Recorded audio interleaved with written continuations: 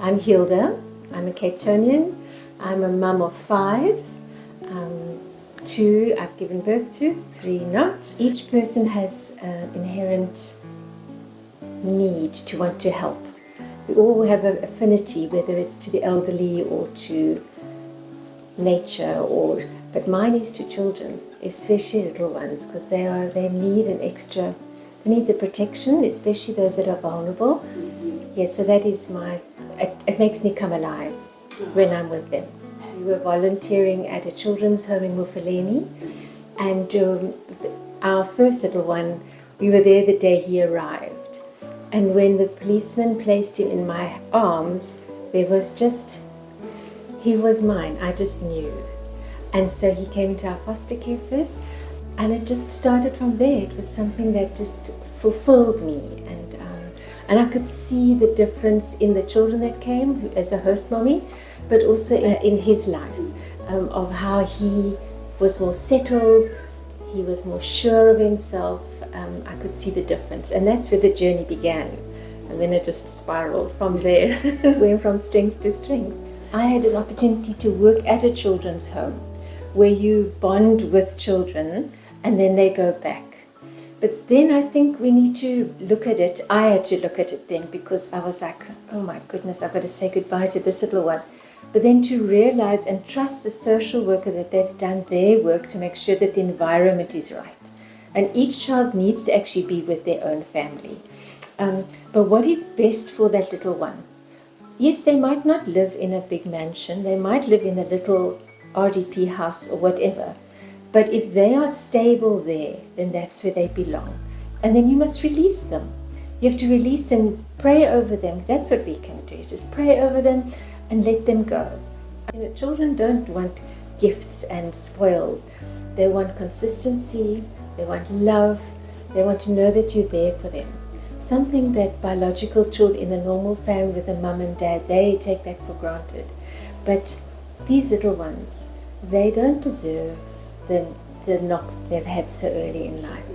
And that's what we are there for, to guard them and to guide them, but then to let them fly again when they get older.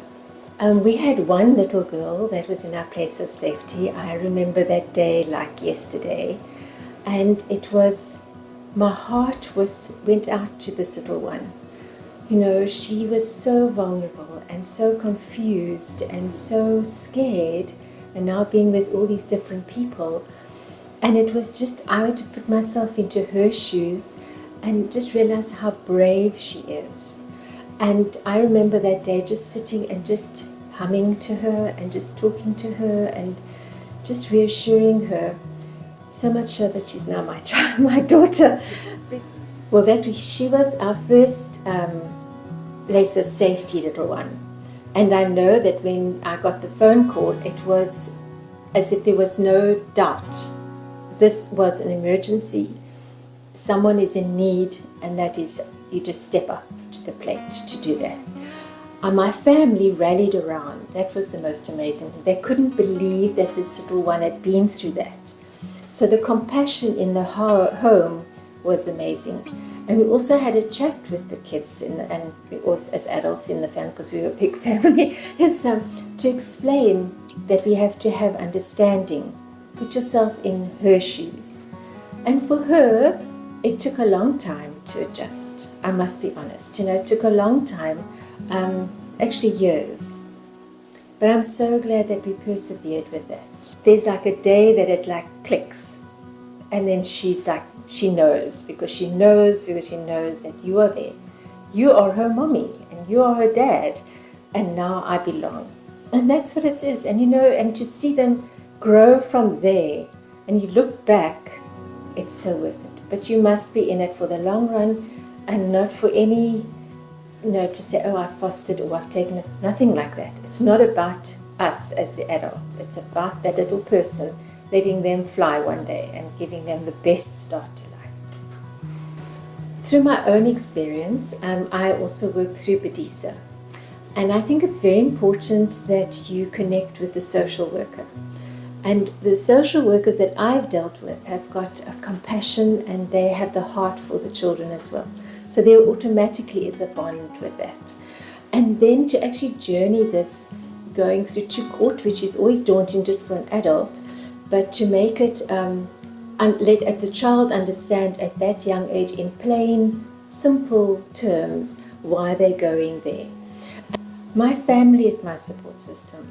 I think I'm also quite an organized person, so I like routine, but I do have family that I can call on, and also my children. I get them roped in as well. But yeah, that's I have, and also I think in the background I know that there are social workers there that I can call if I really need it. Also have church, the church that I attend. They are there also as a support for advice. On if I'm doing this right. You need to put yourself in that child's shoes and understand where they're coming from. And you need to love them unconditionally, and not just give them free rein and just feel sorry for them. Not at all. They need boundaries. They need to know that you are going to be there for them. Yes, the basics of feeding and clothing and tucking them into bed and those little things, but reassuring them that they are loved, that God loves them, that this is just the start of their amazing life. Just the reassurance, and that they are worth it.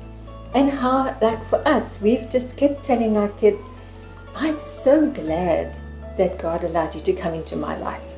Not the other way around. And it is like that. My life is so much richer for having these children.